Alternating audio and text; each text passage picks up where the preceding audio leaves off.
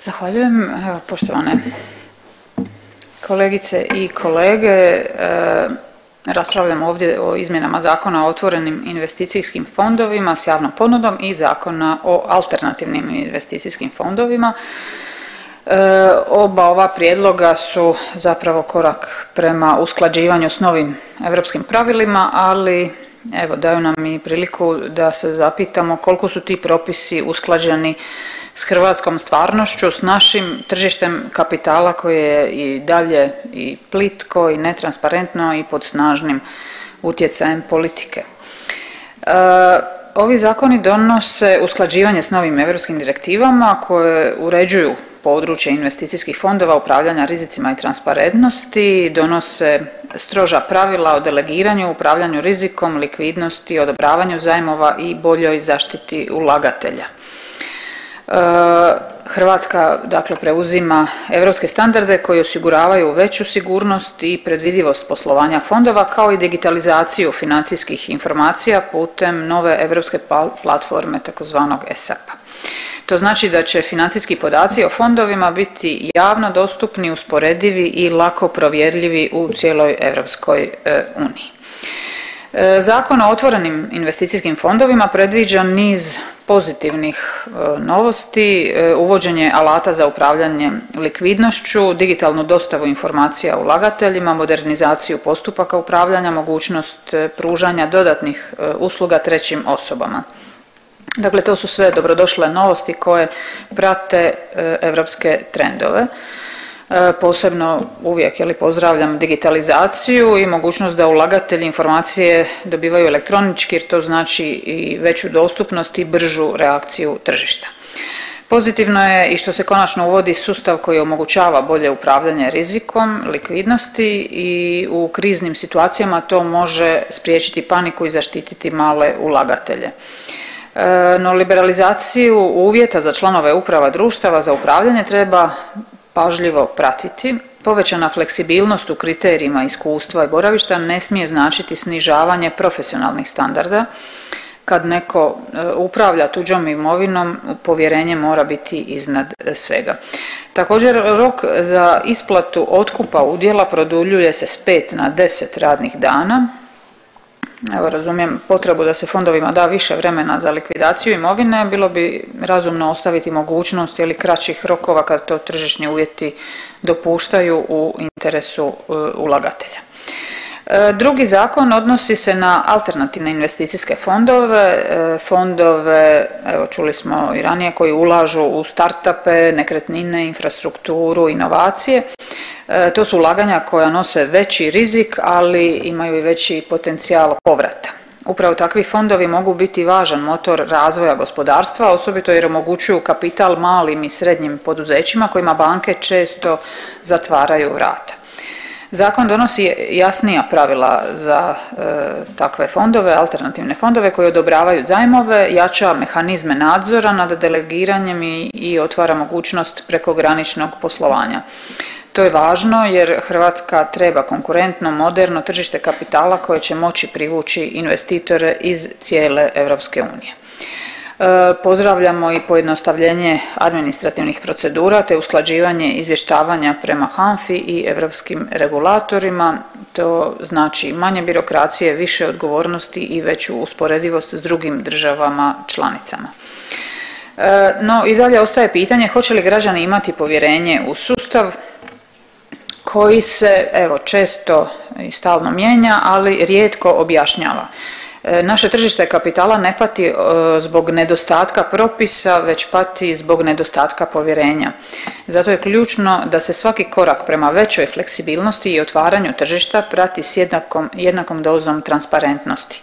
Građani moraju znati gdje se ulaže njihov novac, tko donosi odluke, kakvi su rizici, tko za njih odgovara.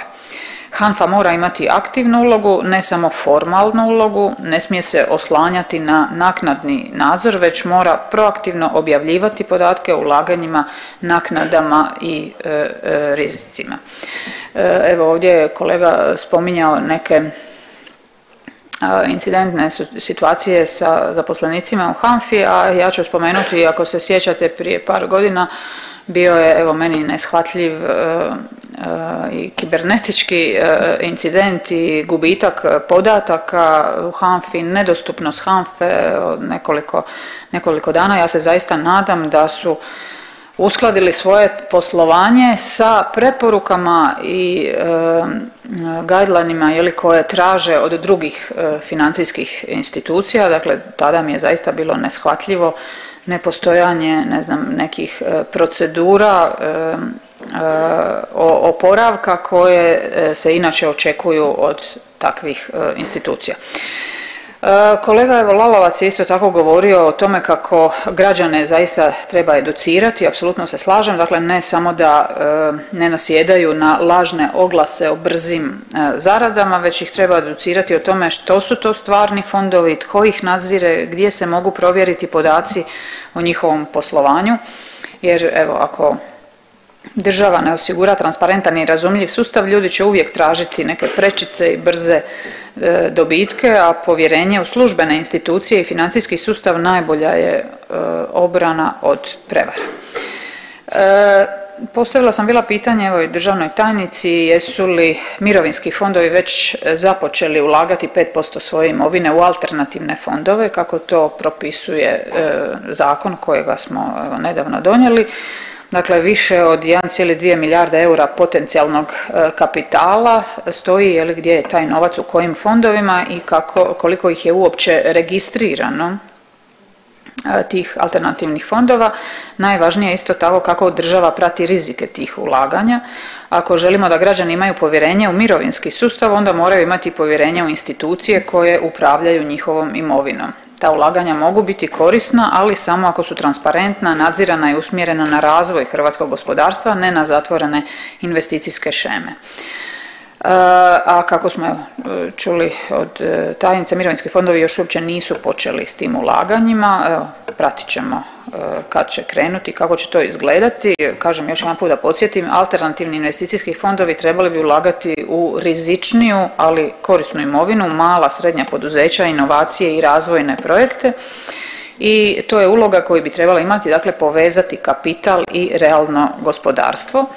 Međutim, evo tom izmjenom zakona, prošlom izmjenom zakona uvedena je jedna novina, mogućnost osnivanja alternativnih fondova s državnim jamstvom u koje mirovinski fondovi moraju ulagati.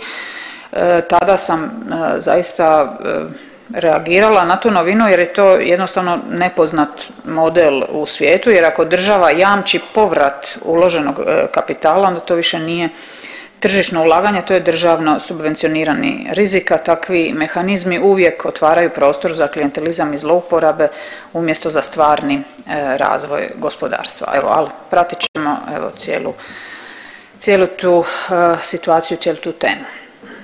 Dakle, evo ove zakonske izmjene, ova dva zakona su nužne i korisne, donose modernizaciju, digitalizaciju i usklađivanje s europskim propisima. Njihova vrijednost ovisit će o načinu provedbe, o transparentnosti, nadzoru i sposobnosti države da zaštiti interese građana, a ne privilegira pojedince. Evo, umjesto da govorimo o usklađenosti s nekim direktivama, s propisima, hajmo govoriti o usklađenosti sa hrvatskom stvarnošću, s potrebom za povjerenjem, pravednošću i odgovornošću u upravljanju tuđom imovinom. Jer ako građani ne vjeruju da netko brine o njihovoj štednji, ni najbolji zakoni neće tu pomoći. Dakle, evo, povjerenje gradimo ne samo propisima, već i praksom. Zahvaljujem. U ime Kluba zastupnika HDZ